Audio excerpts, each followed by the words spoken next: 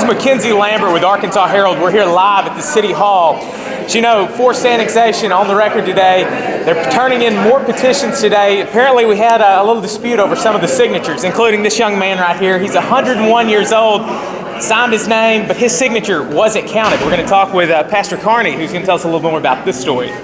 He signed it Guy Surratt like he always does, which is his name, but he left out his middle initial.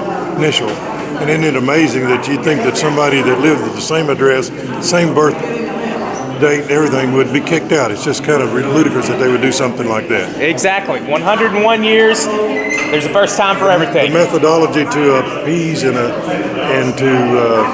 kind of appease a few of the board members should never trump someone's right to vote. Exactly. Everybody quiet. Lance, I want to introduce you to Mr. Guy Clarence Surratt. Mr. Surratt was born here in Hot Springs on 11/15 of 1915. That makes him 101 years old. Okay? He signed a petition that is perfect.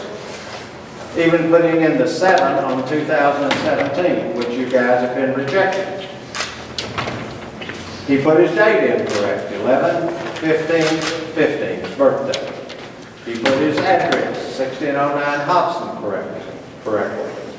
He signed, he printed his name as best he can. He signed his name. You guys kicked it out for incomplete data. Now let me tell you what's incomplete. His middle name's missing. So I want you to tell Mr. Surratt why you rejected his signature when his clear intent was to support the people of Hot Springs trying to get a vote on this. Tell him why you rejected his signature. Without looking at the petition itself, and looking at the voter registration database, I'd have to look at both, but we can take this under advisement. If you get some additional ones, I can show you how it is on the voter registration. Okay. And I can review them as well. Yeah. I will. We'll give them a copy of it. Okay, we'll give you a copy of it. All right. We will. Without looking at the petition itself, and looking at the voter registration database, I'd have to look at both, but we can take this under advisement, Mr. Cooper, if you've got some additional ones. I can show you how it is on the voter registration. Okay. And And I can review them as well. Yeah. I will. We'll give them a copy of it. Okay, we'll give you a copy of it. All right. We will. First off, before we turn in the petitions, Bob has done, Lance, an analysis of the rejections for Enclave C. Okay. And what we want to do is have Bob to give you basically a synopsis, and then we're going to hand you some written documentation. But the bottom line is this: we are demanding that the city add back in 234 rejected signatures, okay, for Enclave C. And we will give you the reasons why we think your rejection was invalid. Okay, and Bob, you will submit that to me? Yeah, as a matter of fact, I want to tell you something here on the record. And I'm sorry if this is piled on Lance today, Part of the process. but you can handle it. You did explain to us that you don't have any known constitutional or legal authority for the rejections that you made. There is no ordinance, there's no referendum, there's no policy. Correct. That was, you told me, is the way you were trained. Practice. So, that is something that we're a little concerned about. Amendment 7 to the Constitution of Arkansas is relative to initiatives and referendums. And let me read you 2 paragraphs, maybe it's 1 paragraph. Form of referendum petition, sufficiency of signatures. So this has been addressed. Amendment 7, Section 9, 105B says the following, quote, the information provided by the person on the petition may be used as evidence of the validity or invalidity of the signature. However, if a signature of a registered voter on the petition is sufficient to verify the voter's name, then it shall not be adjudged invalid for failure to sign the name or write the residence and city or town of residence exactly as it appears on the voter registration records. For failure to print the name in the space provided, for failure to provide the correct date of birth, nor for failure to provide the correct date of signing the petition.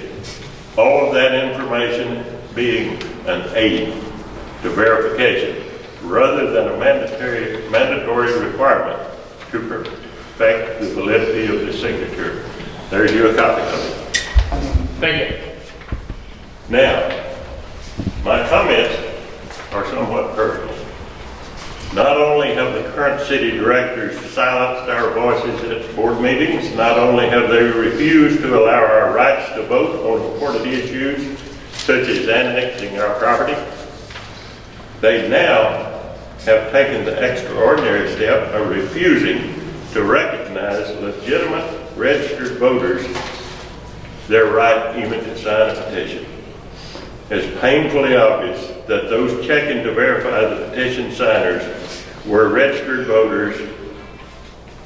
If the signers were registered voters, were also instructed to reject every signature that was not perfect in every respect.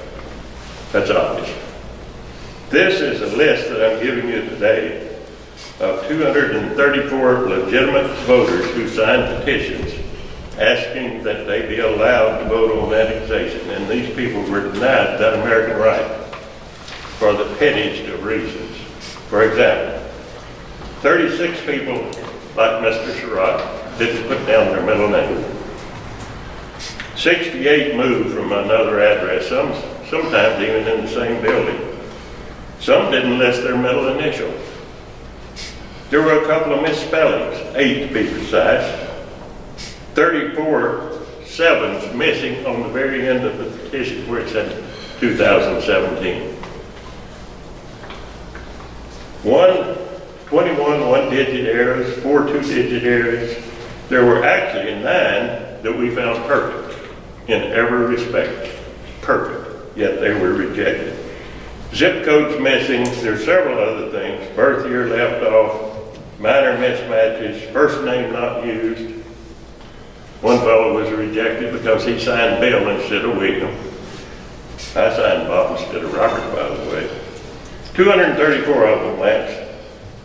So really, we've known for several years the Hot Springs City Board's out of control, and it seems to be following a carefully but illegally crafted agenda rather than representing their constituents. It's unfortunate. It is troubling and truly un-American when they trample the rights of someone like Mr. Surratt. This man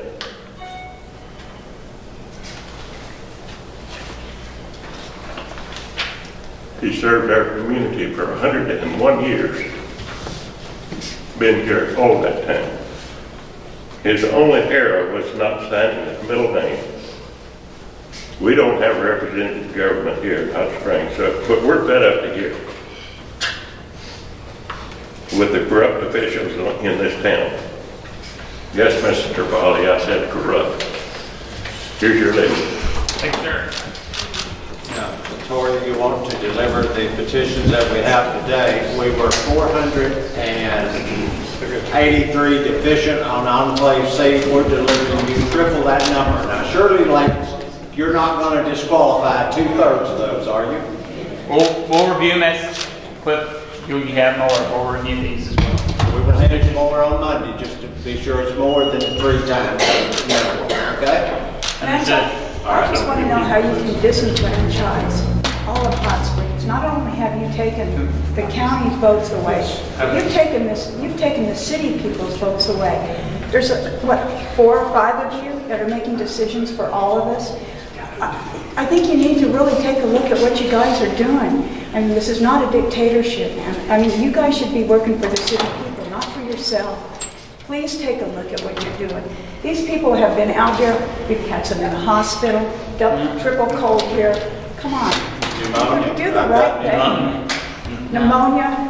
We've all been through it. We're all older people. And It's wrong what the city has done to us. And if you want the city to grow and be good, invite the people to help you do the right thing. Do the right thing and let the people have a choice in what they want to do, and they'll work with you rather than against you, because you've just got tons of enemies now in the city and the county.